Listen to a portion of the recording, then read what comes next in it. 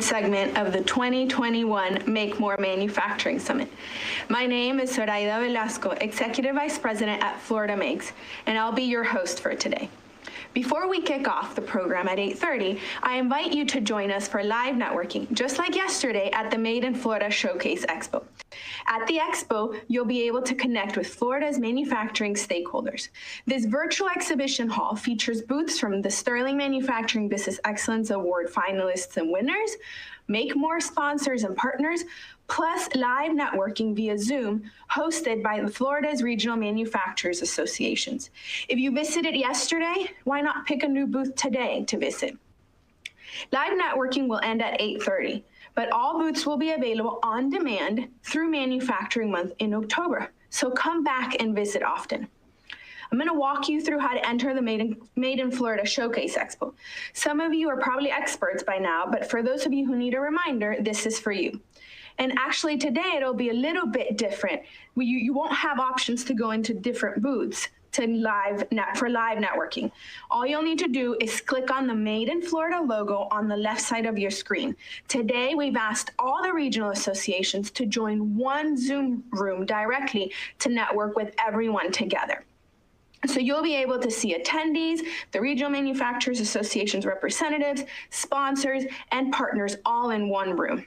Now, don't forget to visit the booths in the Made in Florida Expo and leave them a message for a chance to win a Made in Florida basket. Our host in the Zoom networking will give you the link to be able to access the rest of the booths if you'd like to visit those during the day. Now, you'll need to visit those before the end of the day to get entered to win those baskets. These baskets have been put together by the Regional Manufacturers Associations with an article or articles from their member manufacturers. And as we told you yesterday, everything in these baskets are made in Florida. Enjoy. I'll see you back here at 8:30.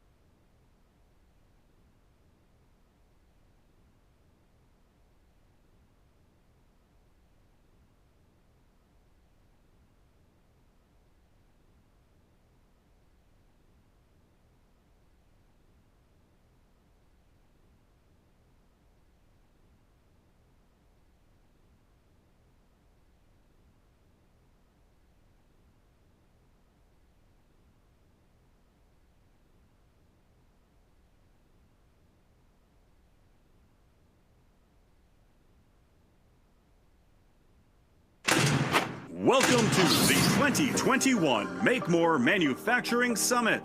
This two-day event highlights talent development and the importance of manufacturing in Florida's overall economy. Florida is home to over 21,000 manufacturers, accounting for over 380,000 high-wage jobs in the state, and accounting for almost 5% of Florida's gross domestic product. Today, you'll hear from Henry Mass, the Chancellor of the Florida Department of Education Division of Career, Technical, and Adult Education. Also, a keynote presentation on the economic trends that are affecting Florida's manufacturing workforce from Dr. Jerry Parrish, Chief Economist at the Florida Chamber of Commerce. Also, stay with us to hear noted business leaders discuss Florida's current business climate and ways to accelerate the state's talent pipeline. The 2021 MakeMore Manufacturing Summit is hosted by Associated Industries of Florida, the Florida Chamber of Commerce, CareerSource Florida, Enterprise Florida, and Florida Makes. And now, here is your host, the Vice President of Florida Makes, Zoraida Velasco. Good morning. To those of you joining us from the Expo, welcome back. And to those who are just joining us, welcome to day 2 of the 2021 MakeMore Manufacturing Summit Talent Development segment. If you participated in the live networking, I hope you enjoyed meeting other manufacturing stakeholders across the state. I know the conversation was lively, and they were even talking about making sure to come back later on today for more live networking. If you missed the networking, please make sure to introduce yourself in the chat and tell us why you're here. We will have live networking again for another 30 minutes at the end of today's program. But these next 2 hours will be filled with information and great speakers. Then you'll have another opportunity to connect with fellow attendees. Before we get into the fun stuff, let me go over some housekeeping that will make your virtual experience with us today much smoother. If you're having technical difficulties, please click on the yellow square with the question mark found at the bottom of your screen. You can also email events@floridamakes.com with any questions, or our team at the studio by downloading the event support contact sheet from the resources box. Or even easier, submit your questions through the Q&A box on the left of your screen. Anything you submit through that Q&A box will be sent privately to our production team here in the studio. If you'd like to interact with other attendees, you'll need to click on the group chat icon, which is the icon on the far right of the engagement tools at the bottom of your screen. It's through this chat that you'll be able to participate when opportunities to win prizes come up. If the media player where you're watching me disappears, it's because you've inadvertently minimized it. To get it to open back up, simply click on the red icon with the triangle inside the square that looks like a play button. You can also manipulate the size of the media player inside the console and move it around the screen. If you're watching from a larger monitor, sometimes the layout gets a little wonky, and you'll want to adjust where your engagement tools are placed on your screen. Furthermore, today's sessions are being recorded, and you'll be able to view them later on demand. They're also being recorded because Florida Tax Watch will be writing a report summarizing our discussions and issuing recommendations based on your feedback throughout the summit. Now, our opening keynote this morning is Dr. Jerry Parrish. Did you know that the Florida Chamber is the only chamber in the country who has a full-time chief economist? We should consider ourselves lucky to have Dr. Parrish as part of this ecosystem. And Florida Makes even luckier to have him as a member of our board of directors. Dr. Parrish's remarks will be on the new Florida Workforce Needs Study, which was recently released by the Florida Chamber Foundation. The report shows the demand and supply of the skills needed by Florida employers and the Florida workers that are most in demand and have opportunities in the Florida workforce. This study is designed to highlight those career areas that will provide good jobs and high wages to Florida's workforce and help Florida's education system respond to the needs of Florida's businesses. Hello, everyone. Thanks for having me here today. I want to talk about what we do at the Florida Chamber Foundation, and I want to talk about manufacturing, and also want to talk about one of the research reports that we just released a few days ago. You guys know I'm Jerry Parrish. I'm the Florida Chamber Foundation's chief economist, and I've been with the Chamber Foundation about 6 years. And one of the things that we've done since I've been here is our Florida 2030 project. And that's something nobody had ever done before. We went around to all 67 of Florida counties, and we got more than 10,000 people live in rooms to really talk about what kind of Florida they wanted for their future. And it really was a privately funded strategic plan for the state of Florida. And one of the things that came out of that was 39 goals. And one of those goals was to have Florida be the 10th largest economy in the world if we were an independent country. Right now we're the 17th largest economy in the world, and that surprises a lot of people. There's a lot more business in Florida than most people realize.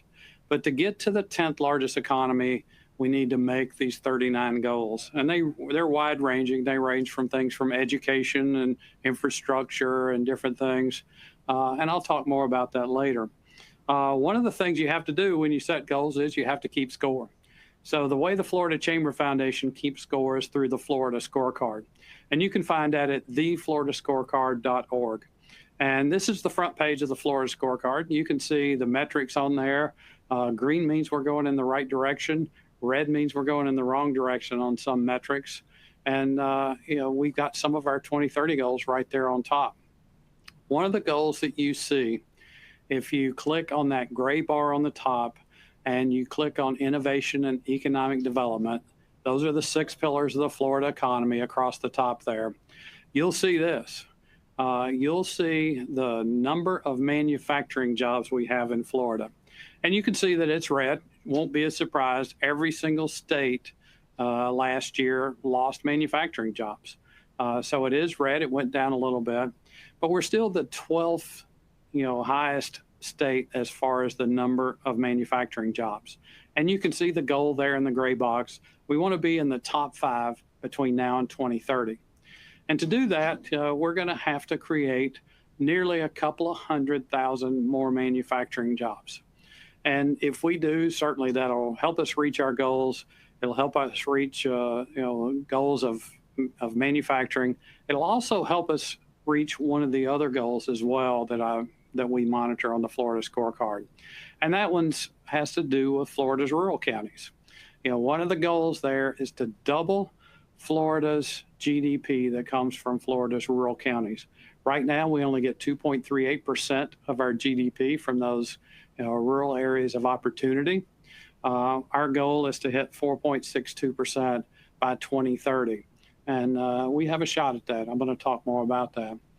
Why is manufacturing so important to this, and why does this matter to us?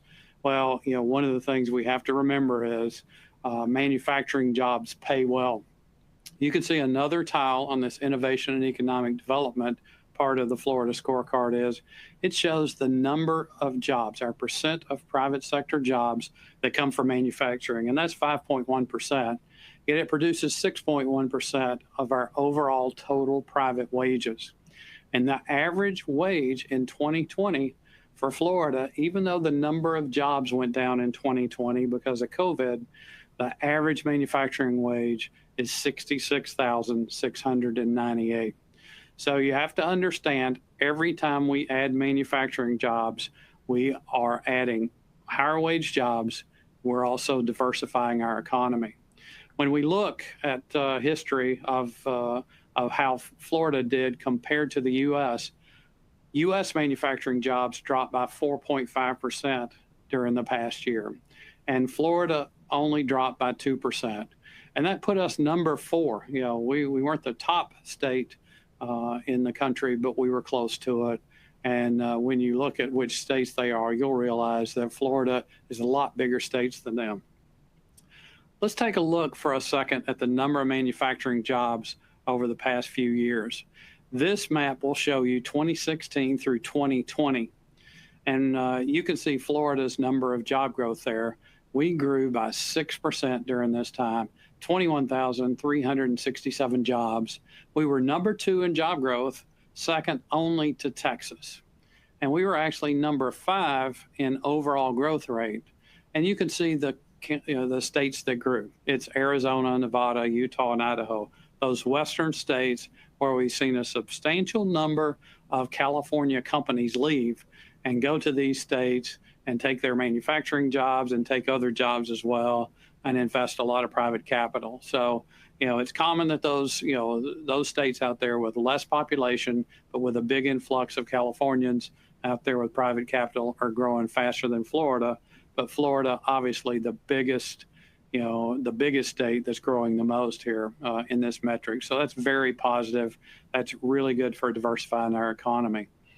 Now, where are those jobs in the state of Florida? This is one thing I like to show, and it always surprises people when I show this to business people. Where are the manufacturing jobs in Florida? When you tell people that Miami-Dade has the most manufacturing jobs of any county in the state, they're typically very surprised. But you can see the darker areas here have the highest number.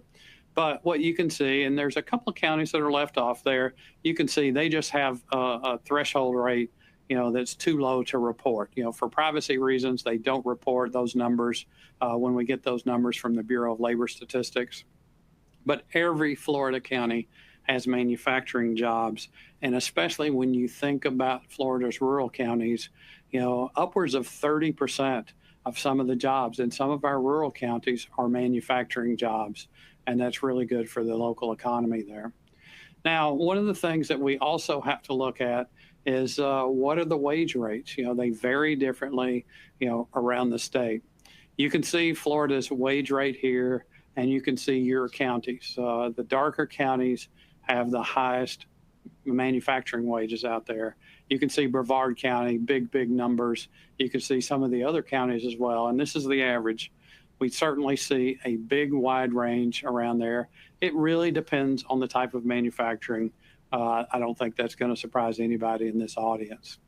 So let's talk about, now that you see where the manufacturing jobs, and maybe you understand how important those jobs are for Florida's economy, for diversification, for creating high wage jobs for our state.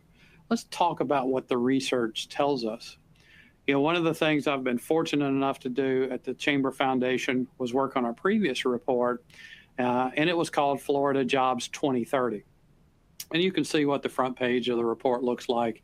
This came out in 2017, and really what it was a look at 5 of Florida's target industries that we expected to grow over time. But not only to grow, it's really those that will not only grow, but provide high wage jobs and opportunities for people. And it doesn't matter whether you have a high school degree, an associate's degree, a certification of some type, or a bachelor's degree. The 5 industries were going to provide, set to provide a lot of jobs, and we wanted to call attention to those. And here's what the industries were. You can see it's aerospace and aviation, health services, trade and logistics, manufacturing is certainly in there as well. So what this report did is it really identified those opportunities to concentrate on growing these industries even further and providing those opportunities for people. Every one of these 5 target industries not only, creates good jobs, it also diversifies the economy. And these are 5 of the 8 target industries that the state uses, but these are the ones, once again, that were expected to grow. We got a lot of great feedback from this report. I'm highly appreciative. The Bill and Melinda Gates Foundation helped us fund this report. And, it really did hit the market, and a lot of people paid attention to it. What was one of the coolest things is our state college system adopted this as its plan for a while when Chancellor Pomariega was there, and they really put an emphasis on creating those certifications and those degrees that would help these industries. So what are we doing now? One of the things that we just released within the last few days was our Florida Workforce Needs Study. And it looks like this right here. You can see the cover. You can also see it in my hand. So it is live on the floridachamber.com website and available for you to read now. And what you're seeing here is the state level study. And what it does is a couple of things. One, in the old days, us economists would go and we would forecast needs of workforce by industry. And that was good. You could especially the legislators could pinpoint industries they wanted to expand in the state of Florida and figure out what we needed to do with our state colleges and our universities, what kind of programs we needed to get people trained in those industries. And then from that, a lot of people started forecasting by occupation. How many of each type of occupation do we need? How many do we expect to be supplied? And then you see what may be oversupplied versus what's going to be undersupplied. Well, forecasting by occupation is great when you're looking at people who are in high school or maybe even before high school and thinking about industries that may be growing in the future and may provide some really good wages. But what about those people that are already in the workforce? One of the phenomenon that we saw was a lot of people got displaced in the workforce because of COVID, especially retail folks and leisure and hospitality folks. So what this report looks at, and once again, we got funding from the Bill and Melinda Gates Foundation, and we highly appreciate that from them. This study looks at what are the actual skills. What are maybe that 1 or 2 or 3 skills that we can help people get to help them get back into the workforce or transfer into a higher wage, higher growth industry, where there's going to be an undersupply of people. So when you break it down by skills, it looks a little different. And here's what the skills report looks like. These are all the areas that have gaps. More demand, which you see the longer blue line, than supply, which is the gray line. And you can see there's a lot of opportunities here. A lot of these skills absolutely fit into Florida's manufacturing. So when we look at it by that, and then as we expect our state college system, our technical schools to be able to take these skills and establish certifications. Some of them are already there, no doubt about it, but it's also for employers to think about, in case they may want to establish some training in their facilities to help these folks make the transition from one industry to another. And there's plenty of opportunities now. One of the things that we know is manufacturers have been getting people from other industries for a long, long time. Remember, there may not be a good supply of people with manufacturing training. And so what they've had to do is take people from one industry and go to another. Now, one of the things that we haven't announced yet that we're about to is we've done 9 of Florida's metropolitan statistical areas and a really deeper dive with the very, very specific skills that industries needed. And what you can see on the next slide is actually a chart, a table out of the report. And at the MSA level, the metropolitan statistical area, I won't tell you which one this is because that report hasn't been released yet, but you can see where manufacturing shows up. And it will be different for different metropolitan statistical areas. So yours may be different in one part of Florida than the state in general. And if you're in one of these 9 MSAs where we're going to have specific reports released over the next few weeks, then you'll be able to see even more detail, as will the educators in that area, as will community leaders. And by working together, you can help, make sure that you guys have the skills that you needed. Now, I said that Florida manufacturers have been hiring people from other industries for a long time. In a lot of cases, that's been your only option here. And so in this report, it shows a few of those areas where their most frequent next job is. And you can see here's 3 of the areas where manufacturing is in the top 3 or the top 4. And it doesn't matter, if you're in an office environment, if you're in retail, if you're in the leisure and hospitality, a lot of those folks actually end up with some additional training in a lot of cases working for Florida manufacturers. Thank you for having me today. I wanted to explain this report. I certainly want to give you the opportunity to contact me at the Florida Chamber Foundation in case you have any questions. You can easily find me. You can pick up the phone, call the Florida Chamber. You can find my email address on the floridachamber.com website, or you can contact me through the Florida Scorecard.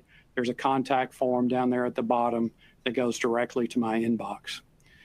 Thank you today for having me, and I know they have a few questions that they want me to ask. So thank you very much, and I'll look for a couple of questions here. Okay, the first question is, what can Florida do to attract more manufacturers to the state? That's a great question. A lot of our great economic development professionals are working on that all the time. And remember from our Trade and Logistics 2 report that what we found was those containers and ships and trucks leaving Florida empty. What happens is, we pay more inbound freight. It's, common for people that are shipping to Florida. You have to evaluate your chance of a backhaul, hauling back a full truck or a full container.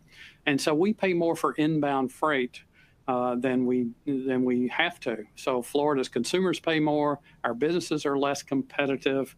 So improving manufacturing, increasing it in Florida, filling up those containers, ships and trucks and planes out of here will actually make us more competitive. What can we do?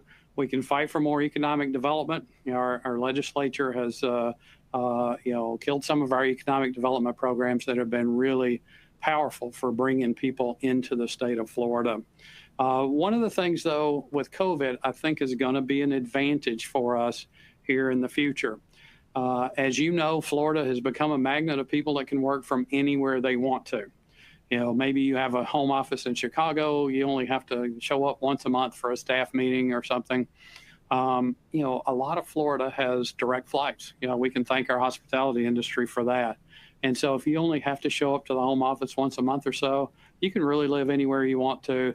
Florida is a great opportunity. No state income tax is very attractive. So what's happening is we got some of those people moving in.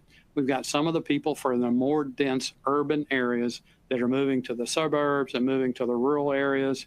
And those areas with good rural broadband access have won the game. And that's going to be even more attractive. The rural areas are now going to have more people, more workforce out there, cheaper land, great transportation areas in most of Florida. That's going to be a big draw for those companies.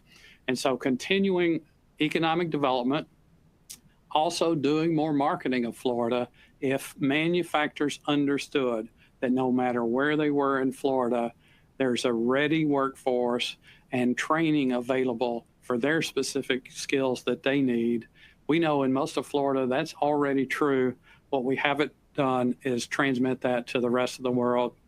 So I think making more people understand that is going to be a big advantage, and we'll actually get more manufacturers. We're seeing some of them coming now as they change from the high tax states moving to Florida, where there's a lot better quality of life, a lot better opportunity for business, and a lot better business climate as well.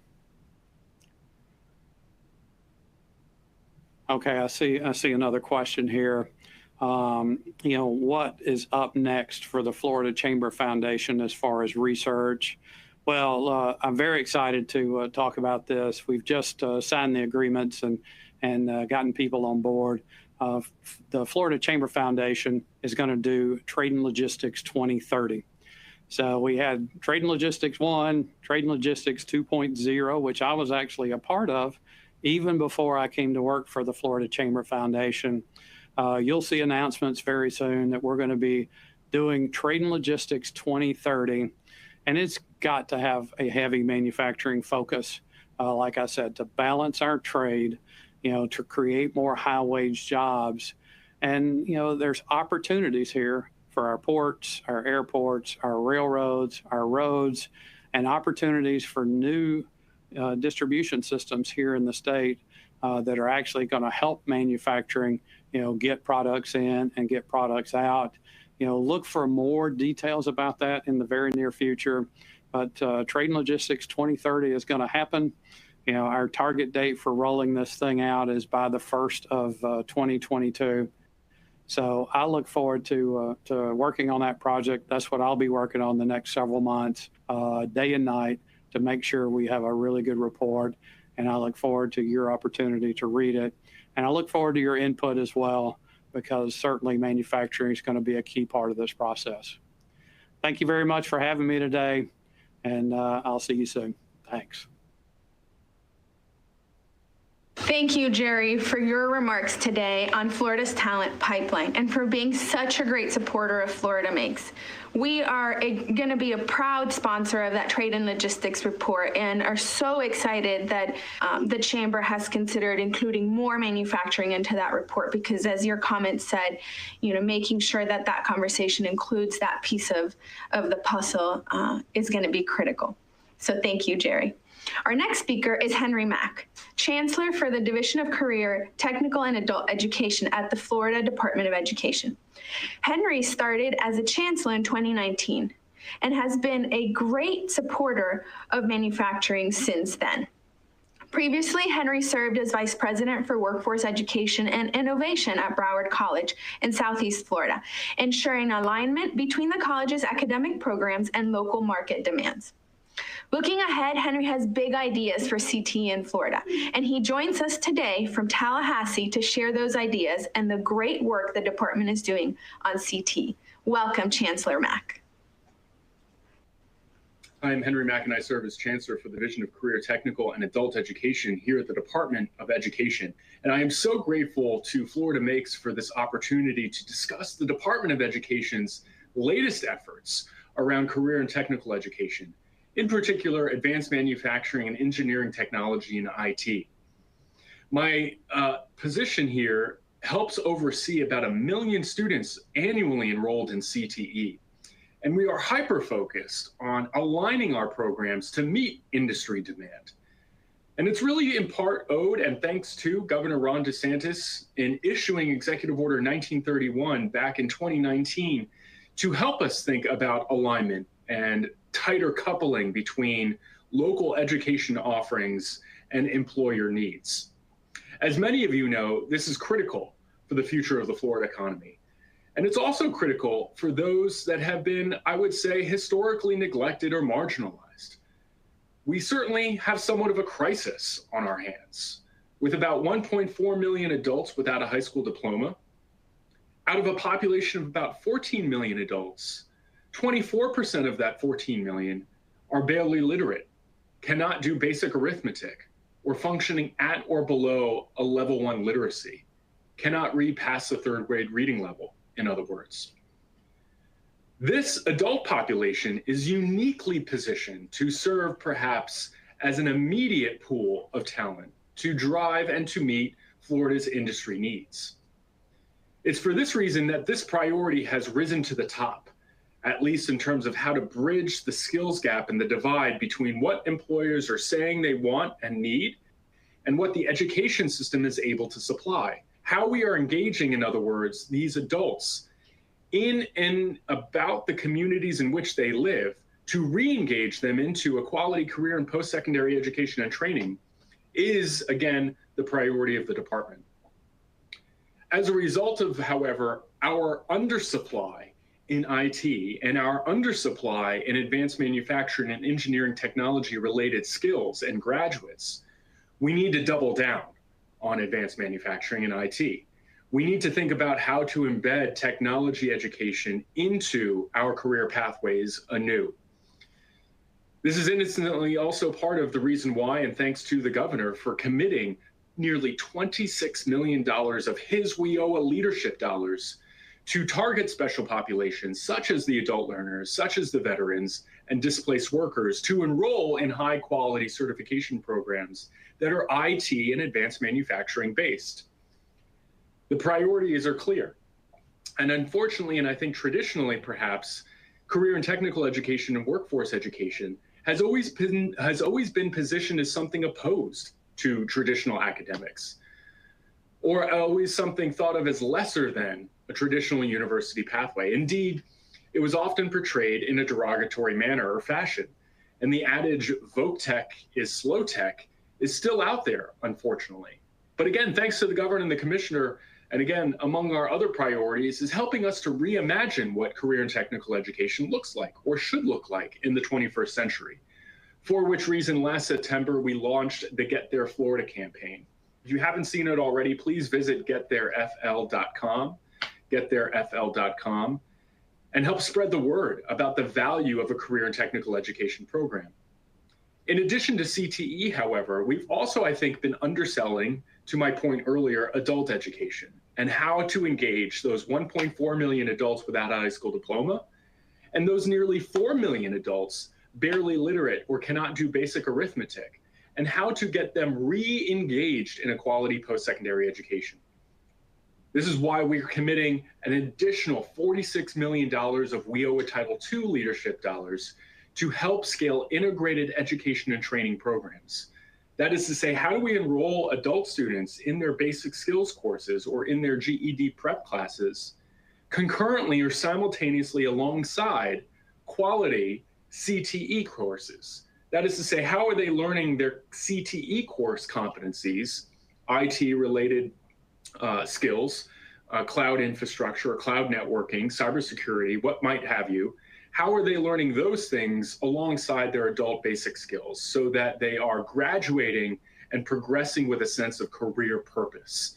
We see success rates through the roof when this model is adopted, but this model is not possible without industry, without stakeholders and partners like yourselves, for which reason, again, I am so excited to be addressing those attending the MakeMore Manufacturing Summit. The undersupply, to my point earlier, in manufacturing is also critical. I think the gap in skills is around 80 to 100,000 on average, depending on how you count the number, between what the education system is supplying and what industry needs. For which reason we are looking to redo our curriculum frameworks around advanced manufacturing and engineering technology and IT. We are looking to update our cybersecurity skills, competencies, and outcomes from all levels, starting as early as the 5th grade, all the way through our Associate of Science degree programs at our state colleges. We are also looking to figure out ways to embed artificial intelligence and AI, not from a high-level computer science perspective, but from an applied perspective. That is to say, how does AI impact our businesses and industries who are looking to possibly scale or grow? We are also looking at Industry 4.0 and new forms of advanced manufacturing and how that might be best embedded across the education system. And so really, I would like to serve, or rather use this time, to invite those that are listening to contact us to help us do that, to figure out ways anew to help scale the connections between, again, what employers and industry are needing and what the education system is signaling as critical, as important, as essential.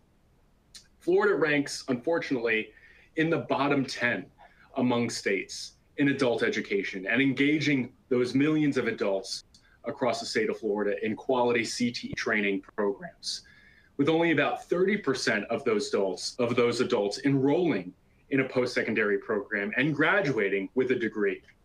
Again, if our skills gap is as big as it is, and if we are looking for talent, if we know that there are more jobs looking for people than people for jobs, let's think about how we are engaging our adult learners in and for and to an education that is connected to meet the demands of the Florida economy so as to help us get to number 10 in terms of the largest economy in the world. And we know, again, how critical advanced manufacturing and IT is in this endeavor. The other interesting aspect, and this is the last point I want to raise in terms of the Department of Education's priorities, is not just teaching skills, not just teaching those technical components or aspects, but also equipping our students with the necessary employability or entrepreneurial related skills and competencies that we know the industry and the market and the economy needs. For which reason we've set aside about $1.5 million to scale entrepreneurship education and training across the system. This is not just mere business modeling or financial management, although those are important values or rather competencies or outcomes. This is about creating a mindset within students to think creatively and innovatively, to understand risk propensity, to understand how to pivot, how to become entrepreneurs within a company, not just entrepreneurs in terms of starting their own businesses, but those students, or rather those skills embedded within students that give them the kind of confidence and, again, innovative creativity and analytical thinking skills that we know employers want. I would invite you to look at the Funding Opportunities website on our Department of Education's website, fldoe.org, to think about how you may involve yourself in entrepreneurship education and training with our local school district or with our local technical college or with our local state college. In terms of also priorities, we are looking to scale and triple the amount of apprentices. This time-tested model of education, earning while learning, has been a priority of the governor since day one. And it has proven time and time again, both successful for the apprentice and the employer who need access to, on the one hand, for the apprentice, a stable income, and an income that can be nearly guaranteed to help that individual reach economic self-sufficiency, but on the other hand, to help the employer find, again, the talent that he or she needs. For which reason, again, we've released $10 million to help do this.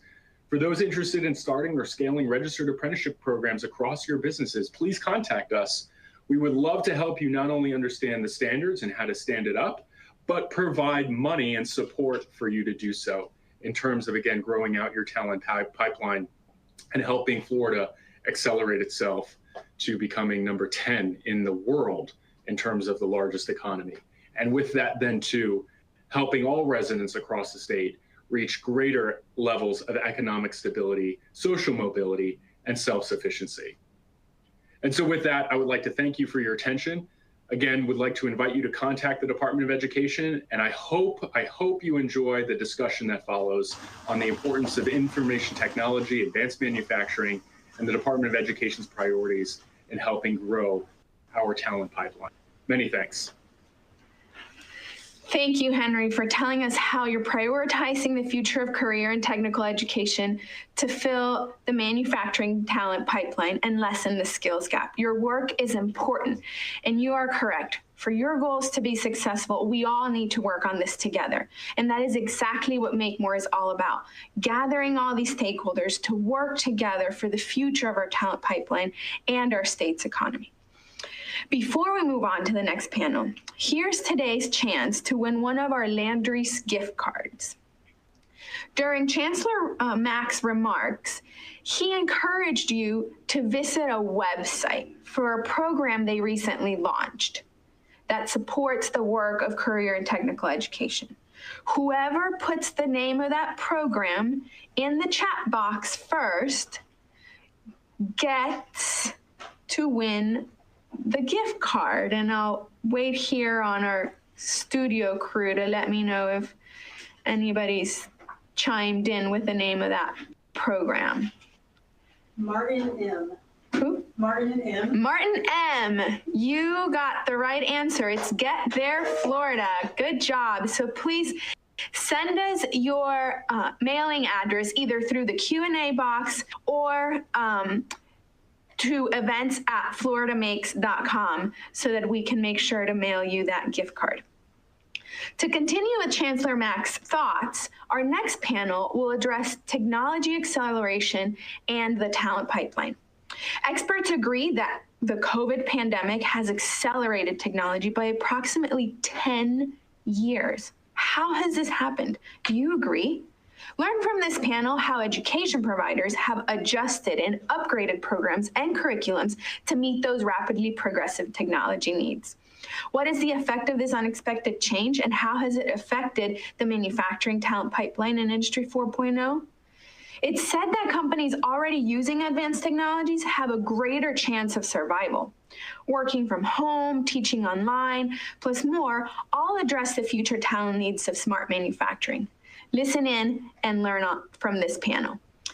The panel moderator, Nina Fei Wong, is also from the Florida Department of Education. Her title is Director of Career and Technical Education. Please welcome Nina Fei and the panel talking about technology acceleration and the talent pipeline in Industry 4.0. Good morning, everyone. My name is Nina Fei Wong, and I'm the Director of Career and Technical Education with the Florida Department of Education. Experts agree that the COVID-19 pandemic has accelerated technology by approximately 10 years, pushing companies over the technology tipping point, hence transforming our way of doing business forever. Learn from this panel how education providers have adjusted and upgraded programs and curriculums to meet the rapidly progressing technology needs. We will discuss the effects and this unexpected change and how it has affected the manufacturing talent pipeline and Industry 4.0. It is said that companies already using advanced technology have a greater chance of success in comparison to those that do not. Working from at home, teaching online, plus more, all address the future talent pipeline of smart manufacturing. Listen and learn with us today. Today on our panel, we have Chad Strawn, the Senior Director for Tooling U, SME, and co-founder of Tooling U.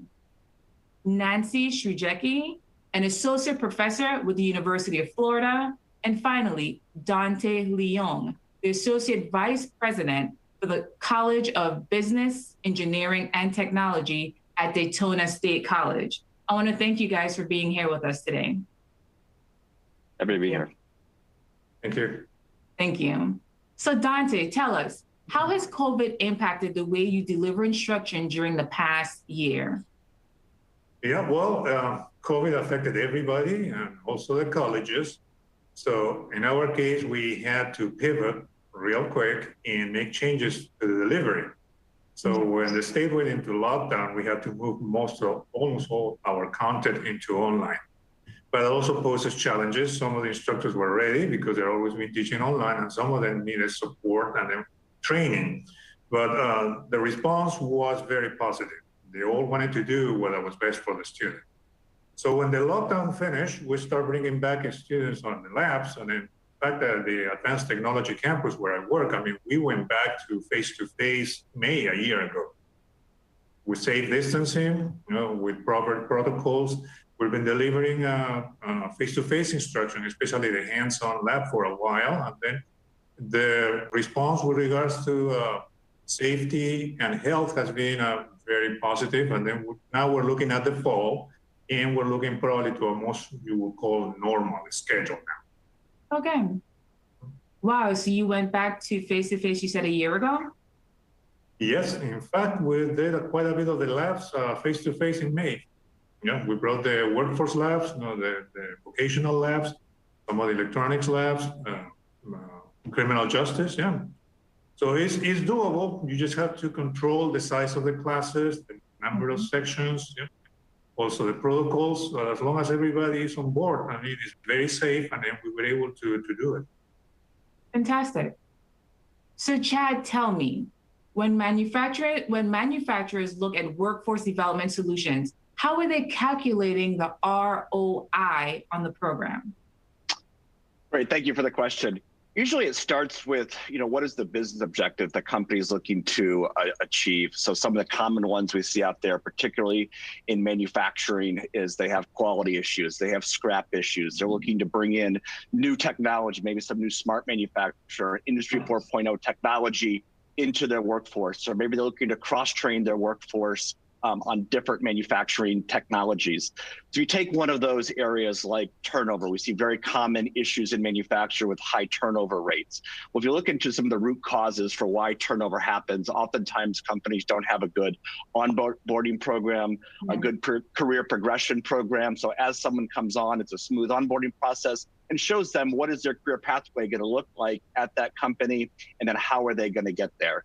So if a company has a high turnover rate, just recently we were at a Fortune 100 manufacturing company, and they had a 40% turnover annually of their skilled labor. So looking at what is that turnover costing you per year, and then looking at what that investment would look like for a training development program. So in that turnover example, it might be a strong onboarding program with a great career progression program to show them their pathway through that company.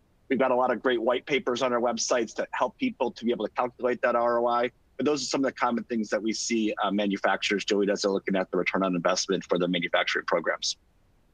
I definitely agree with you on that. I think it's very important that we invest as much as we can in professional development to ensure that we do retain our employees instead of having to try to fix the problems that were created. So it is important to actually go in and make sure everything's done correctly. Yeah, so especially nowadays, there's such a war for good talent out there. So keeping and training and retraining your existing workforce is critical. I agree with you. So Nancy, tell us, how does the professional development you are conducting with your teachers support them in developing workforce skills in the classroom? So we have, thank you very much for that question. We have 250 teachers in 10 Florida school districts that we work with the Equipped grant at the University of Florida. And we train them on use of technology in the classroom to develop core conceptual models. Now that technology can be everything from like Arduinos to sensors and probes. And so we train teachers how to bring these in from kindergarten through grade 9 in our grant, and how to utilize these so students can have some experience with both collecting data, analyzing data, and making predictions using data. Now, at the same time we're training teachers to do this, we actually created field trips for teachers to take them out to local industries so that they could see sensors and probes in the workplace, so they could see how companies utilize sensors and probes in order for students to understand, why are we even doing this? So if we can build these models early and build the connections early between teachers and workforce practices and technology, use of technology, then we think we can get some teachers and students over the fear of using technology, or that technology is only found in one field. So teachers have taken field trips from everything to agriculture, to automotive, to manufacturing sites, so that they can see technology across broad categories. And so that they understand that in order for our students to be prepared for the 21st century workforce, they are going to have these technological skills. Fantastic. So tell me, Nancy, the teachers that you mentioned that are within the K-12 world, what is the lowest grade that you serve? Oh, we serve kindergarten. We have some fabulous kindergarten teachers that are actually using temperature probes with their students in kindergarten to define hot and cold. And so the students are learning these really great energy concepts really early. And we feel like if they can master plug and play probeware in kindergarten, we should be able to elevate them to microbits, and then onto Arduinos, and then onto more advanced technology. I teach at the university, and I have students that are coming into the College of Engineering as juniors who have never even touched an Arduino. So we can't wait until they're at the university level to introduce these technological concepts to them. And the earlier we start, we have to start early, because otherwise we're not going to be able to develop our pipeline by the time they get to the university level. Fantastic. So I think we can all agree that an important component of talent development is a collaboration between educational institutions and industry stakeholders. So Dante, tell me, can you give me a brief overview of how your initiative at Daytona State College has helped bridge this gap? Oh, thank you. Well, we are launching, in fact, next week, the first cohort of the FAME program, which stands for Federation of Advanced Manufacturing Education. Is based on the Toyota training model. And the bare bone basics is the students are going to enroll in a 2-year Associate of Engineering Technology degree. Okay. And then at the same time, they're already employed in a company. They're sponsored in a company, they're already employed. So their schedule is compressed in such a way that they're going to attend the school 2 days a week, and they're going to work full-time 3 days a week, 8 hours a day.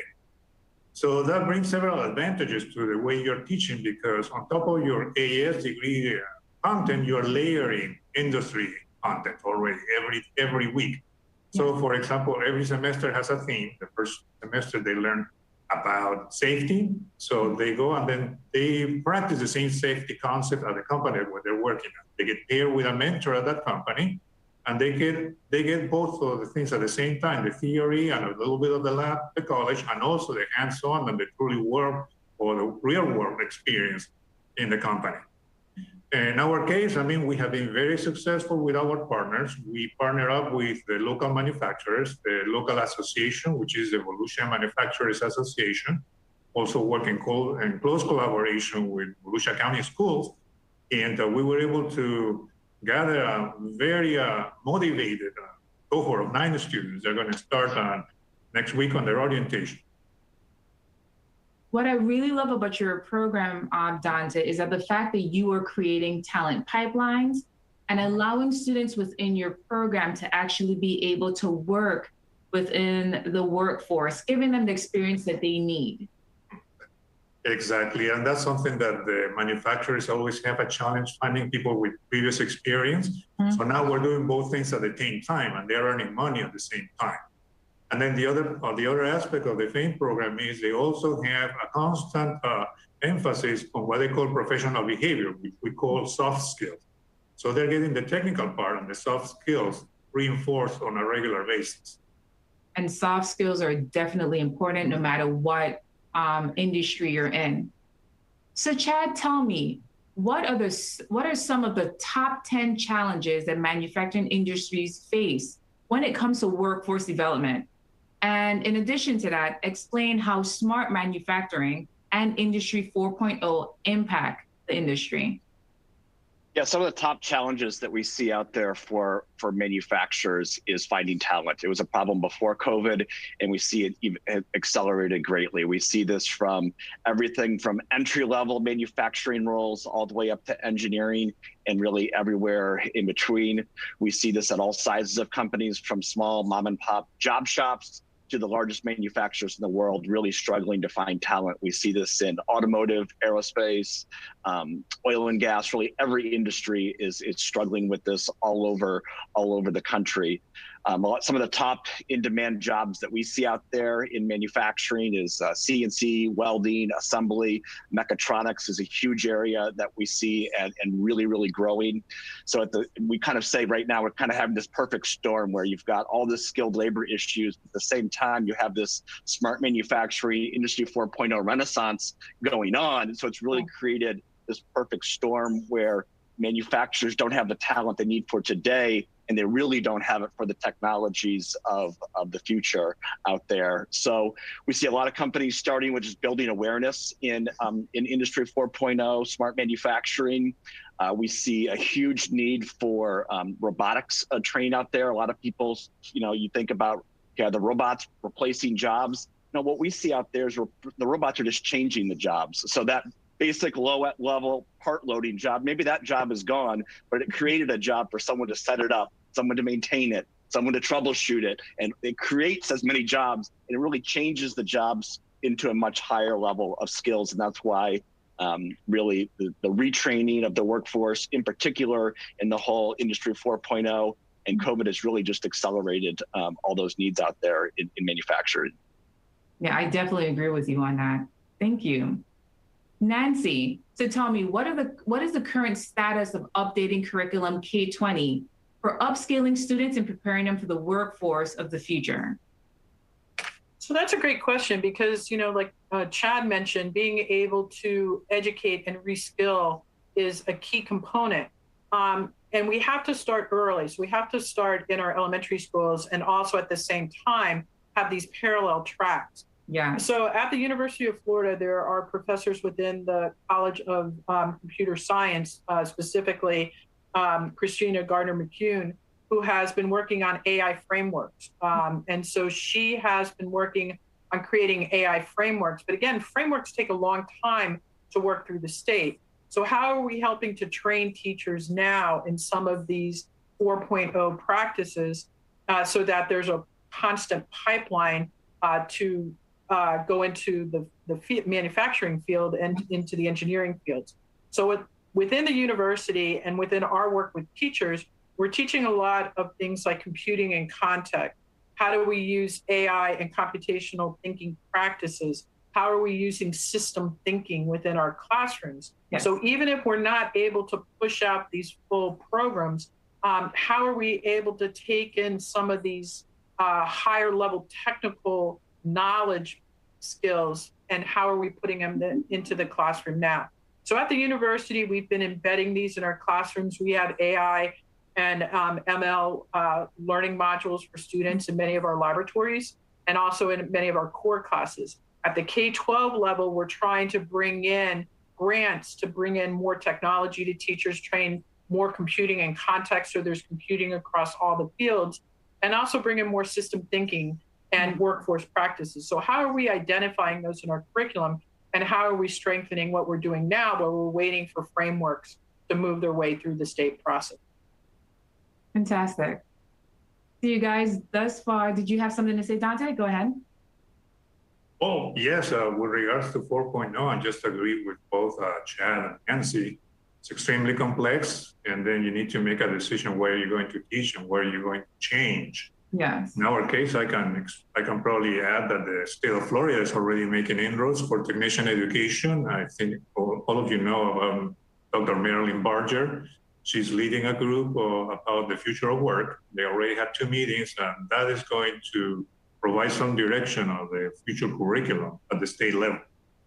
And at the local level is what we do here in the college is we keep track of the manufacturing face-to-face visits and then see what kind of adoption curve we're looking at. Great. So you guys, we have reached that point that we're going to do some questions and answers, get some questions from our audience. So let me pull that information up. So Chad, we have one for you. It says, what are some new technologies that manufacturers are investing in when it comes to learning and developing solutions? Great question. So a lot of the roles that we see in manufacturing, it is a blended type of training program they're doing. So it's a combination of a lot of, they're not doing one thing, they're doing instructor-led training, they're digital books, videos, structured on-the-job training programs, apprenticeship programs. But most of these programs are structured around formalized competency models. So most of the competency models have a knowledge component and a skill component to it. So what do you have to know to be able to do your job? And what are the skills you have to be able to demonstrate to do those jobs? So many roles in manufacturing like welding or CNC or mechatronics. There's a lot of things you have to know to be a great welder. There's also a lot of skill you have to be able to demonstrate to be a great welder. So on the knowledge side, we see a lot of instructor-led training, digital books, video, e-learning, mobile becoming a very key component for the delivery of that content. And on the skill side of the competency, we typically see structured on-the-job training programs, apprenticeship programs. But lately, one of the big areas that we've been investing in is in XR technology. So we say XR, we're talking about augmented reality, virtual reality, and mixed reality being another component to that blended learning solution. So some of the things that we're doing out there, that student gets the instruction, that knowledge side of the competency from the instructor, from the e-learning classes that they took. Then they're placed in a virtual reality world, and now they have to apply all the things that they learned in the theory side and apply it in the VR world, making them that much more effective when they go out onto the plant floor and have to demonstrate those skills. Far faster time to competency. In manufacturing, there can be a lot of dangerous things. So if you're going to crash a machine, you're going to make a mistake, make it in VR. I agree. You go out there, on the manufacturing floor. So XR technologies, we think we're just at the forefront of that. Those then drive a lot of those big data sets that Nancy was talking about, that then will empower AI, specifically machine learning applications, to really figure out where students are having problems. So we see XR being a critical component, one of the new technologies manufacturers are adopting as part of their blended learning solutions. What barriers do you see at the state, university, district, and school levels to impact and modernize workforce practices in the classroom? Yeah, that's a great question, because that actually goes right back to what Chad was saying, because if we don't have the 4.0 tools in the schools, then it's really going to be difficult for students to develop the skills as they are. And so one of the biggest barriers we've seen in our grant is a lack of access, not only to the tools, but to the infrastructure that's required to run the tools. So even if we're able to get a grant to bring in some really nice VR package into a CTE classroom, that district may not even have a computer system that's capable of running that VR program, because those are very, very computationally heavy. And so how do we help school districts provide that infrastructure, that IT infrastructure, to even be able to run 4.0? And then how do we bring in the tools that are needed? So we have districts that really want to start drone programs in their schools, but that's $100,000 venture at minimum. So where's the funding coming from for that, and who's helping to support schools in the development of new programs? And so that's a real barrier. And so I think we have to have more working groups around the state to bring together industry and universities and districts to try to identify what are these barriers and how can these barriers be addressed. Infrastructure is a huge problem. Having the right technology brought in is another problem. Being able to maintain that technology over time. And then there's the sustained training that's required. If Chad brings in this really great program and there's no instructor training, then that program's going to be much less successful. So there are barriers, but I think that they're surmountable if we could have more working groups and more discussions between industry and academic partners. And in reference to what you said with having a really great program, but not having the instructors to teach it, that is another critical piece when it comes to this, ensuring that we continuously provide professional development to our instructors to ensure that they have the necessary 21st century skill, but also that they are progressing with the new technologies and infrastructures that's coming out.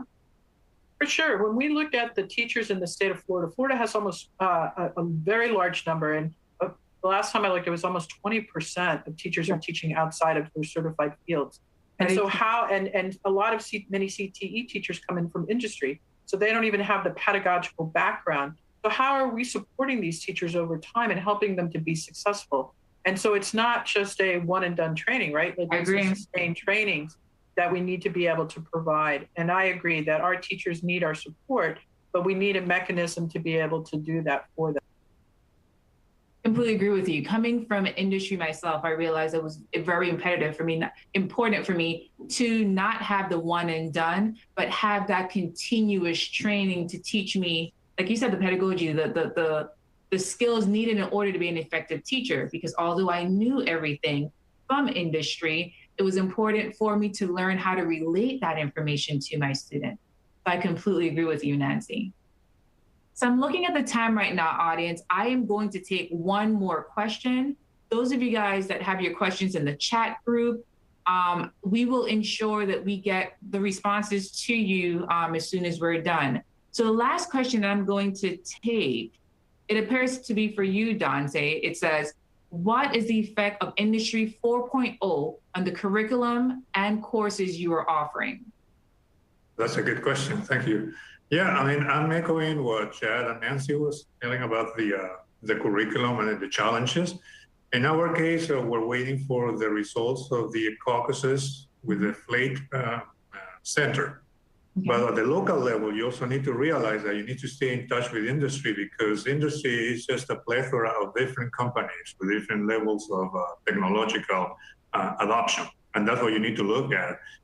For example, ways in which companies are going to see the new technology coming in is one of them. They're not going to be able to avoid it because most of the new equipment that they're buying already comes IoT enabled. So the big question is, what are they going to do with all that data that's coming in? On the other hand, companies are also looking at retool what they already have in place. I can give you a good example. Is a company that has a steel press machines. And then basically there's not much updates that you can do there. What they did is they put collaborative robots, so they don't need a cage, in order to automate the feeding process. So there is a whole spectrum of adoption from the part of view of industry that we need to follow closely, because that will tell us exactly what areas of Industry 4.0 we're going to concentrate on. Yeah. In our case, it looks like it's going to be robotics, probably additive manufacturing. We're going to do a VR, AR, and also industrial network. Fantastic. You guys, I am currently looking at the time. You guys have been phenomenal today. Nancy, Chad, Dante, I have learned so much from you. Now you're making me think that maybe I should change careers and go into AI. So everyone, we just want to thank you for being here with us this morning. It's unfortunate that we were not able to answer all your questions, but as I said before, we will definitely get back to you. So thank you for joining us, and you guys enjoy the rest of your morning. Thank you, Nina Fey, for moderating this informative panel on how education is responding to the rapidly changing needs of the manufacturing industry. The things you all brought up are so critical, and the work that you are all working and developing at each of your institutions is really making an impact. The final panel for the Talent Development segment today is sponsored by Lockheed Martin. Florida's manufacturing sector faced many challenges during the past year due to COVID-19. Manufacturing was deemed essential, which allowed companies to continue operating and pivot their production to respond to the state's most pressing needs. Manufacturing employees were considered frontline workers. They made sure the production of essential items kept up with demand. Everything you needed at home while you were mandated to quarantine still had to be made. Toilet paper, disinfectant wipes, personal protective equipment for our first responders, ventilator parts, diapers, baby formula, and the list goes on. The Florida legislature recognized that manufacturing remained a bedrock of strength during the pandemic and has remained critical for our state's recovery from this. Consequently, they responded this year with the creation of the first ever Florida Manufacturing and Supply Chain Caucus, under the leadership of State Senator Tom Wright and State Representative Tommy Gregory. The legislature also worked on several bills that would impact the way businesses dealt with COVID liability, and bills that address the entire state's talent pipeline to make sure systems, programs, and processes are set in place for our businesses and workforce to be more resilient. The Business Climate Panel will be a conversation among leaders in the policy and advocacy arena for Florida's workforce. Moderating this panel will be Karen Hoffman, founder and CEO of Key Innovative Solutions. Karen's focus is to expand work-based learning opportunities among the spectrum of learners from secondary to adulthood in order to expand essential workforce development and strengthen industry sector partnerships. Karen is a gubernatorial appointee to the 16-state Compact Southern Region Education Board, and she also serves as the secretary to the Florida Virtual School Foundation Board, among a lot of other leadership boards across the state.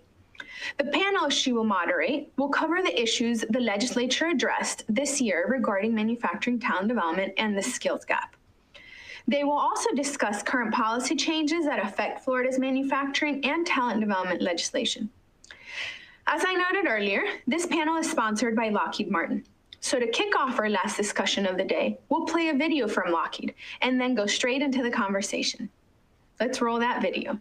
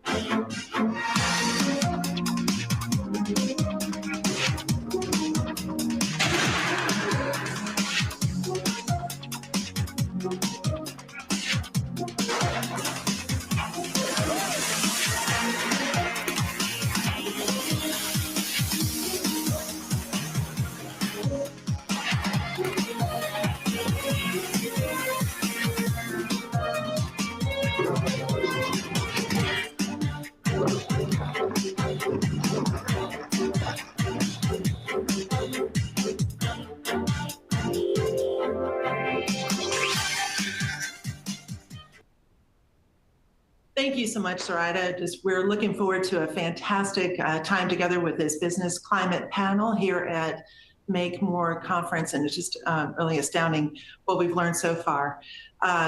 Today we have an incredible, esteemed panel that is with us, and so to make the most of our time together, I'm going to give brief introductions for each of our panelists, and then we'll go right into the questions that we have for them. Today we're honored to have Representative Clay Yarborough from the Florida House of Representatives, District 12. Also with us is Matthew Choi, the Public Policy Director for the Florida Chamber of Commerce. Thank you for being with us. Also, William Large, President of the Florida Justice Reform Institute. And last and certainly not least is Dan McGrew, Vice President of Strategic Policy and Performance from the Career Source at Florida. Thank you so much for being here, each of you. Well, through this, this is just a real timely event. And I'm going to start with Matthew. Matthew, with your role at the Florida Chamber, have you noticed dramatic changes or increase or regarding the talent development in this past year? Thank you so much for letting me be on this panel. And absolutely, we have seen tremendous shifts over the past year. And I think a lot of those shifts were exacerbated by the pandemic, but a lot of these trends were already well set in their ways. When you look at the talent supply in the state of Florida, what we need to do and what our member companies have gotten back to us about is that we need to shorten the distance between the classroom and the industry. So what does that mean? We need to make sure that the credentials, the degrees, the apprenticeships, the pre-apprenticeship programs that students are taking are leading to a position in today's industry. And so what we've been trying to do is work with educational institutions and with the business community to make sure there's more and more alignment going forward. That is fantastic. It is quite the need. And the real question too is like, what are the trends now? Has it been an improvement in the skills gap? Because we know back in 2018, it was pretty drastic in the skills gap. What are the changes that you've seen in this past year? So what we've been seeing a lot of, especially as it relates to the STEM fields, is that we've been seeing more independent courses being taught within the K through 12 system. So what I mean by that is that there are new accreditation programs that are able to get into the classrooms and provide not just the educational training to the teachers, but also to make sure that they provide the material to the teachers and therefore to the students. And I think what we saw with a lot of the digital and distance and what we like to call innovative learning here in the state of Florida is that you're able to better facilitate these type of conversations now. And also there does seem to be a paradigm shift right now to accept these new innovative types of learning. And what that's going to do, and like you said, there has been a mismatch of skills since 2018. I think what these new courses with some of these new accreditation institutions will do is actually help better align what's currently being taught, what will be taught in the future, to what our current needs are and what our projected needs will be in the next 5 to 10 years. So you then forecast an incredible increase in career academies and the offerings of these academies throughout the state. And a lot of that's just going to be a function of supply and demand. I want to make sure I get the statistic correct, but we just came out with a new statistic that STEM positions are outpacing non-STEM by about 70%. I think it's 76% is what the Federal Bureau of Statistics came out with. And so when you have that much demand for these skill sets, the market will correct itself, and you're going to see more and more folks getting into these type of positions. Fantastic. And I appreciate hearing too about how it's development and not waiting until post high school, but involving K-12 in that process, going from the standpoint, you can't be it if you can't see it. But I would also, and that's a great point, and I would just like to add though, we have a workforce in the state of Florida that isn't just students coming out of K through 12. There are already folks that are in the workforce that might need just another credential or might need just one more piece of education so they can get maybe a high skill manufacturing position and move out of a medium skill. And so what we're looking for is a more holistic approach. We want to get these kids while they're going through traditional classrooms, but we also want to make sure that we're providing the tools to the current Florida workforce so they can upskill and retool as necessary as well. Fantastic, and just really encouraging. Before we move on to our next panelist, what encouragement can you give to local manufacturers to connect with the local education agencies? Absolutely, and the first thing I would say is there's no silver bullet with education, and there's no one answer for everything. But what we've seen very successfully throughout the state is when you get local manufacturers to partner with either local workforce boards or local educational institutions, you see great synergy. An example of this is Seminole State College. They will actually go out and go into their community and find what jobs are available today. And they will work with those companies who are hiring to make sure that they are offering the credentials or the degrees, whether it's an associate's, to make sure that they do have their pathway to prosperity. We love statewide statistics, but I think until you drill down to a regional and even local level, it's going to be difficult to fully encapsulate the workforce manufacturing needs of the state. Fantastic. Thank you for your encouragement and direction on that as well. Our next panelist is Representative Yarborough. Your work that you have really done with HB 1507 on the workforce-related program and services, it's just, it's been great. We really appreciate that. And you in an effort with this, with many others as, co-sponsor, to really bring all the shareholders together to have this conversation, meaningful conversation, but ongoing, not just one meeting, but an ongoing relationship. But could you share some of the highlights out of this bill and how it really does impact workforce education? Sure, Karen, and thank you. And I'm honored, as Matt said, to be on the panel this morning. Thank you for the opportunity to talk about this. It's critically important. Always been important, but especially now with even more needs out there in the workforce and in particular in our manufacturing space. And Matt really did a great job teeing up why we needed to do some legislation to make sure that our workforce development system in Florida was not only functioning appropriately, but also being accountable and making sure that we're delivering on our promise as a state to, truly help the job seeker and the students out there that are participating through programs and through efforts to, better themselves and get education and get trained from those programs, but then be ready to go into the workforce and ready to be in that, pool of talent, but hopefully not long in that pool before they're in a good job and on their good career path, and then on the path, obviously for self-sufficiency and all for themselves, but to be a good worker and contribute to our state's economy. And so what we did was a very big comprehensive package in keeping with the governor's initiative to make Florida to be a national leader, to continue to be, and to be the one that has the top workforce development system in the nation. And by doing this legislation, House Bill 1507 this year, that put us on a great path to be able to continue with that trajectory. And so just to put it in a nutshell, the bill had some very innovative new parts to it. One of those was to adopt a model that Texas has very successfully used, which calls for a money-back guarantee if a student coming out of a program from a technical school or an institution in our Florida college system, if they're not able to get a job within 6 months, then they're eligible to receive their tuition back and get their money back from that program or from that institution. And if you can believe this, Texas has only had to refund tuition one time in 6 years of doing this model. And that is because the student also has skin in the game by having to demonstrate good attendance. They have to attend career day activities and functions. They have to be on a progression plan that shows that they're doing good in the program. So they can't just, for lack of a better way of saying it, loaf around for 6 months after getting out of the program and then try to get their money back. You're a lot more likely to have someone who's going to successfully get a job if they have been serious about the program. And we've also let the institutions choose the eligibility criteria. So we're not just putting on them, hey, you're going to have to refund all this money if students aren't, cutting it out there and getting a job. So they'll be able to make some of those decisions as well. So that was probably the biggest new thing that we did, the most innovative thing.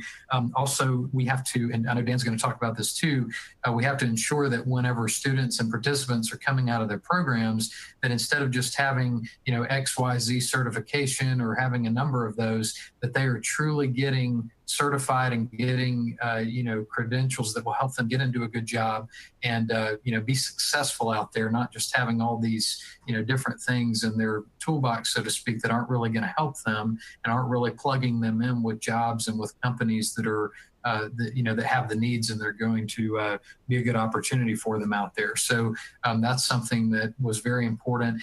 And then I just say as a third point, we've adopted what's called a no wrong door entry strategy, to where if someone goes to Career Source office, like goes to see Dan or one of his partners, or if they go on employflorida.com, if they go see their school counselor, there's not a wrong door where they're going to be turned away or dissuaded from, getting the help they need or be lost out there and not know what to do, because we're adopting this new approach to where they need to be able to get help wherever they turn. And if that's not exactly where they could get the, the direct help they need, they can be pointed to the right resource and not just lost out there and, abandoned from getting that help. So the last thing I'd say is we, put a point person in the office of the governor with what we call the REACH office, the Reimagining Education Career Help Office, which we have created through the legislation. And that way there's accountability at the highest level in our state to make sure all of this is functioning appropriately.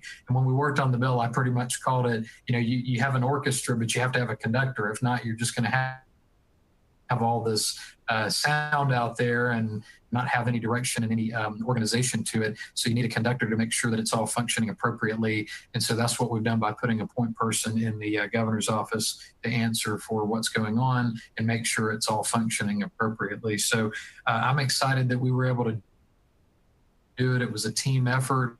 We spend a lot of federal in the workforce system. Dan and his team are to be commended for all they're doing. And obviously Mount William are great partners that we have. I'm just one person as part of this process. And, so it was definitely a team effort to make it better. And I'm excited about the potential and for what we can bring to our manufacturers out there and help them with their workforce needs. So thanks. Well, that was a long answer to your question, Karen, but thanks for the opportunity to share about it. No, it's fantastic because it prioritizes workforce education. Instead of it being a side note, it has become that priority that this needs to happen, so that students are, and make sure for the clarification too, it's not an either or, either they do career or they do college, it's a both and. So it's preparing these students so that they are equipped to be able to, have those career credentials, certifications while accomplishing the college credits and moving towards that. So it's definitely a both and we're so thrilled for this bill that you've helped with many others. That was a huge lift going through session, but to really make that a priority. Thank you for your work on this. So, and then also with the career academies in the K-12, you could see that this would be, do you see this as becoming more of a priority, more of expansive work throughout K-12 education? That's a very good point, because the focus in legislation was more the college system and those programs that are beyond high school, but you're connecting it very well that even in the top tier of the K-12 system with our high schools, and I'm a product of a career academy here in Duval County. That is fundamentally important, because then I wouldn't even call it pre-training. You're doing, very good training there at the high school level to then get those students and future participants and workers on that good path, even then and there. And we have such a need out there that we don't need to, preach to the choir, so to speak, of anyone who's listening and watching what we're talking about today, because they know the need out there. But that is very, very important. And it's great if we have students that go on to college or do a college in the workforce. But if someone doesn't go to college or go on to that formal education or post-secondary right after high school, they need to be ready to go into the workforce and go right into a job that is available and that is going to be good for them, obviously, and their family, but that fills that need out there. And Matt can well articulate. He and our partners at the Chamber do an excellent job keeping us informed and digesting all this data and telling us about the opportunities out there and the number of folks that we have that are looking for work. And we have so many out there that need to be filled. And to your point, we need to make sure that's happening initially at the high school level to get them trained up and get them ready and on that good path. So our commitment will continue to be that. And evidence of that. Again, to reiterate what you mentioned before, there's no wrong door. There's on and off ramps, flexibility. So students don't have to worry about being in a trajectory that they can't change. And so we appreciate the flexibility that's offered there. Thank you, Representative. We really appreciate your insights. Also with us today is William Large. And William, you have had a lot of influence and insight that you were able to offer into bills that also impact our businesses, affecting a business climate. And one of those is Senate Bill 72, which is with the civil liabilities that are impacted due to COVID. Could you share a little bit more of your insights and wisdom from this? Yes, thank you for having me today, Karen. Beginning really in the summer of 2020, I think a unified business community came together and looked at issues about how to deal with the COVID-19 crisis. And one of the main issues the business community was concerned about was litigation. We were seeing lawsuits being filed against the cruise industry, big box stores, nursing homes, assisted living facilities, restaurants, manufacturers, on the theory that they were negligent with respect to either their employees or customers contracting the COVID-19 virus. Now, remember, if you go back to March and early summer of 2020, there was a shortage of PPE. There was, different procedures, policies, and protocols about how to prevent that. And so there was a lot of questions in the air. Well, to get the business community back on track, we felt we needed to make recommendations to the legislature about how to deal with that. And we were very fortunate that a lot of other states were in the process of passing COVID-19 liability reforms. So we got together, had a series of Zoom meetings, got some experts, collected a series of actual lawsuits that were being filed throughout the state, and studied the problem and basically made 3 big recommendations. Number one, that there should be a heightened culpability standard for any type of COVID-19 case. There should be a shortened statute of limitation, and there should be a heightened evidentiary standard for any COVID-19 case, using a clear and convincing standard rather than the traditional negligence standard. And we made those recommendations, and then we gave them to policymakers in the Florida legislature, members of the Florida House and Florida Senate, and their staff. And they in turn heard our voices. They read the report, they saw what was happening in the other states, and we presented the bill drafts from the other states as well. And they said, we do need to do this. We need to make sure that Florida businesses are open without fear of lawsuit. So they in turn passed 2 bills moved in the House and Senate. Its final product was Senate Bill 72. And it adopted what we recommended. And they had a couple other reforms. There's an affidavit process. And then there's like an evidentiary hearing that a judge will do when a certain amount of evidence comes into the case. So we were really, I think, very fortunate that we had the leadership in the House with our Speaker, Chris Sprouse. Representative Yarborough played a big role in that as well. Our Senate President, Wilton Simpson, and of course, our Governor Ron DeSantis. They all came together to listen to the business community and say, yes, we hear you. We need to open without repercussions of voluminous litigation on this subject. And I think the product was outstanding. Oh, we really seriously appreciate your work on that and for protection of businesses wanting to do the right thing, but how to reopen carefully and safely. So thank you so much for your work on that. And in the interest of time too, in our so much that we have to offer on this panel, but we have a limited time, I'm gonna go to our next panelist, Dan McGrew, and with Career Source. And the House Bill 1507 has really, again, brought all the shareholders together. I would love for you to be able to share with our listeners and those that are viewing with us today regarding the Credentials Review Committee and how does industry have a seat at the table, and expand upon that if you would. We appreciate that. Absolutely, and thank you, Karen, and really thank you to Florida Makes for having us here today. We love what you are doing for deploying a true sector strategy model in the industry of manufacturing. It's really one that is looked at not only by other states, but other industries, so kudos to you all. And also a special thank you to Representative Yarborough for being a true champion of this legislation.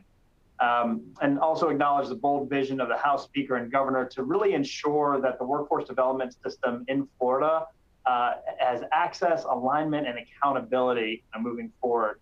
So you ask a great question, and Career Source Florida is responsible under this legislation for convening a credential review committee. And that credential review committee really is designed to bring business to the table. Statutorily, there are defined seats, those for education, not only from the chancellors of the K-12 system, career and technical education, state colleges, and university system. But there are dedicated business seats at the table. 2 representatives need to be from Florida-based businesses, 2 representatives from industry associations, and 4 representatives from our local workforce development boards. And remember that we have 24 workforce boards throughout the state, all of which are business-led. That's a lot of seats where industry can be at the table. And as we are convening that credential review committee, we are looking very closely to make sure that we have cross-industry representation, cross-geographical representation. We've got a great state of Florida that has a lot of variety, not only in geography, but also in industry. We want to make sure that that's represented because the responsibilities of that credential review committee are critical. And before we get into that, one of the pieces that's called for in this legislation that kind of aligns everything together is the convening of a labor market estimating conference. And that conference is true aim is to provide an analysis of where is the labor supply, where is the labor demand, what occupations are in demand, what wages are associated with those occupations. And that feeds into the work of the Credential Review Committee. And there are a couple key deliverables that need to come out of that committee's work. First, the development of a master credential list. So what are the credentials in the state of Florida that are linked to those demand occupations, that are linked to middle and high wages, or that link and are stackable with other credentials that lead to those middle and high wage positions? So creating that master credential list, but also creating a framework of quality that determines how do you define the value of a credential? What are the competencies that are learned or mastered in the attainment of that credential, and is that linked to labor market demand? So a lot of statistical analysis, I think, will go into that, but most important will be the members of that credential review committee and bringing that voice of industry and that voice of business to the table. And that's something at CareerSource Florida, as the State Workforce Development Board, we're very used to. We have businesses represented on our board of directors, not only at the state level, but all the way down to our 24 workforce boards. So we're very excited for this kind of high level statewide alignment, so that Floridians, as they're choosing career paths and choosing education paths, they can see very clearly and have that transparency of where is this going to lead, and then where is the demand for these occupations. And I think that's really what this hallmark legislation does, and we're really excited to be part of the implementation of that. Manufacturing alone, when you look, I did a quick look this morning, there's about 27,000 unemployed people in manufacturing in the state of Florida. There's 30,000 jobs. So you mentioned this skills gap, right? There's more positions in manufacturing available than there are unemployed folks. And there are critical credentials that are associated with those. So our work toward implementing House Bill 1507 will help to bridge that gap and bring that talent workforce or talent development in alignment with the needs of business. And that's our ultimate goal. Great. I appreciate you addressing that and just explaining it a little bit more for clarification for us. And brief on this next part, but it's one of the questions that keep coming through. And if you could just expand a little bit more on the incumbent worker training grant that comes through CareerSource. Yeah, absolutely. And this year, we have in our governor's set aside budget, $2.5 million toward incumbent worker training. And traditionally, our manufacturing community has really taken advantage of these incumbent worker training grants. A great way to train a workforce toward more skills, et cetera. And that's available and out there today. One of the changes in House Bill 1507 is that statutorily now it calls for a priority order of funding for these incumbent worker training grants. Priority one, businesses that provide employees with opportunities to acquire new or improved skills by earning a credential on the master credential list. So again, this alignment to credentials from at every level for all workforce programs is apparent as well in this priority order. Hospitals operated by nonprofit that provide nursing opportunities, another priority. Businesses whose grant proposals represent a significant upgrade in employee skills, which is critical in the manufacturing industry.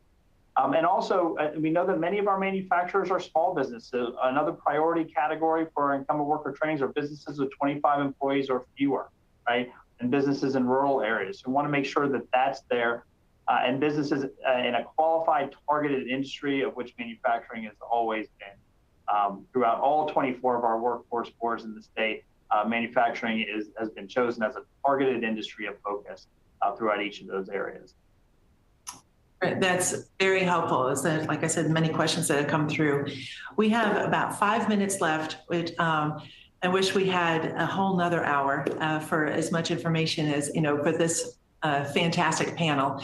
But in this last few minutes, we're getting questions in, but one of the recurring questions that are coming in now is, all right, we've had great success in this past session.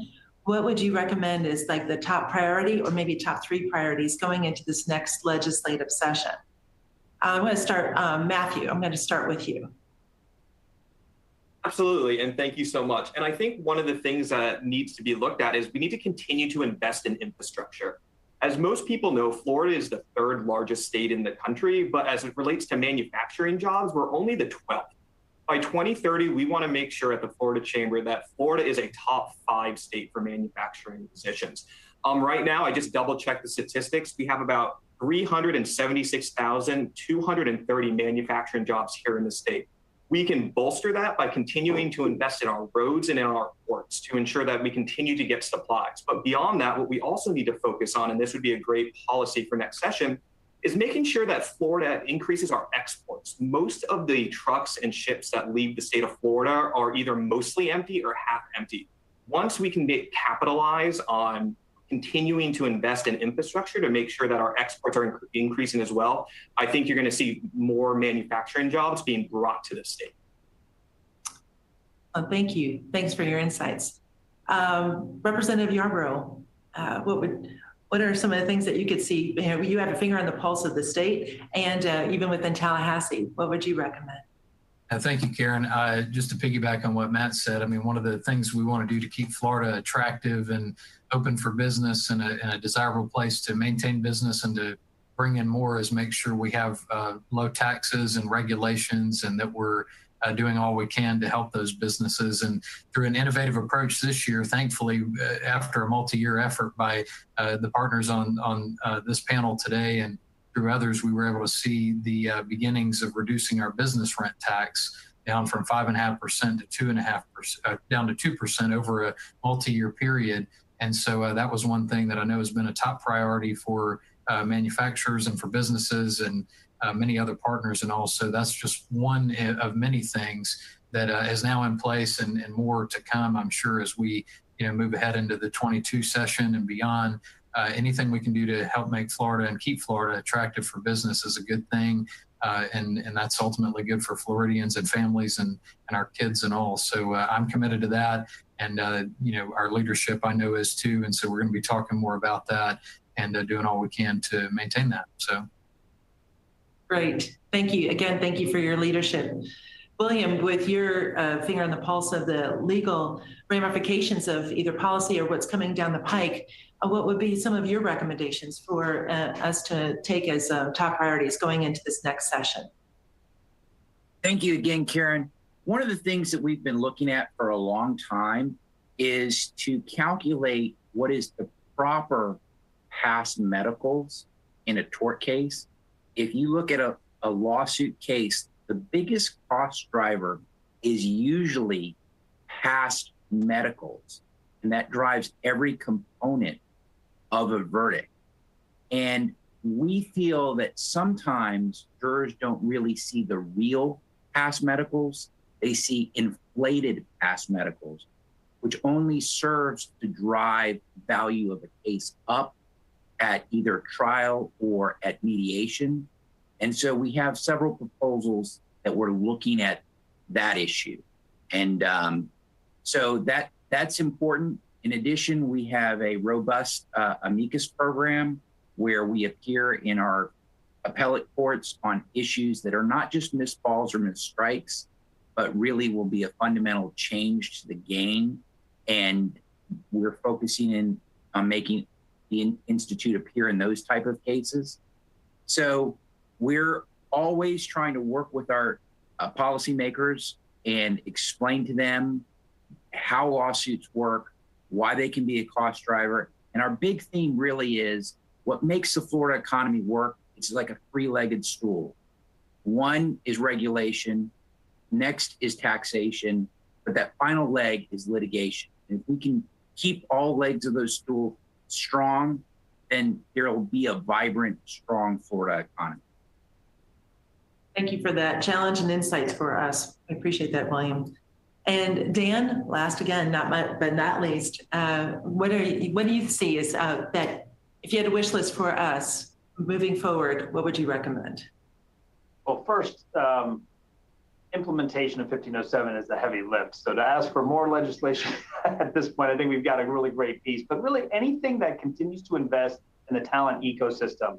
Talk about bringing businesses to Florida or expanding the businesses to Florida. We're going to need the talent to do it. So anything that invests in that talent development. We've got populations throughout the state that are really in need of getting new skills and getting new employment. And we can, when we look at that, our youth population, our adults without high school diplomas, veterans, there's a lot of priority populations, and anything that's done to continue to invest resources into building that talent ecosystem in the state of Florida is going to be tremendously helpful. So thank you for that opportunity. Well, thank you to each of you. So many questions that have come in, but your questions are valid, and thank you for sending them in.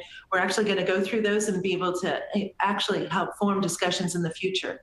I want to thank each and every one of you, our panelists that are here with us today, your leadership, what you're doing for the state of Florida, you know, really making Florida fantastic, actually making Florida the envy of the nation. And we just appreciate all of your efforts in that and being with us here today. Zoraida, this has been fantastic, great time together with these great minds, and I want to bring it back to you. Thank you so much for all you're doing here for MakeMore and for manufacturing in the state of Florida. Back to you, Zoraida.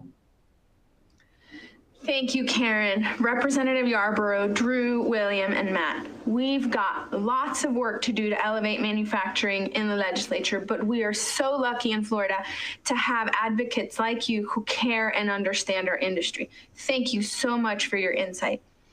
We also have a set of organizations who understand and support this cause.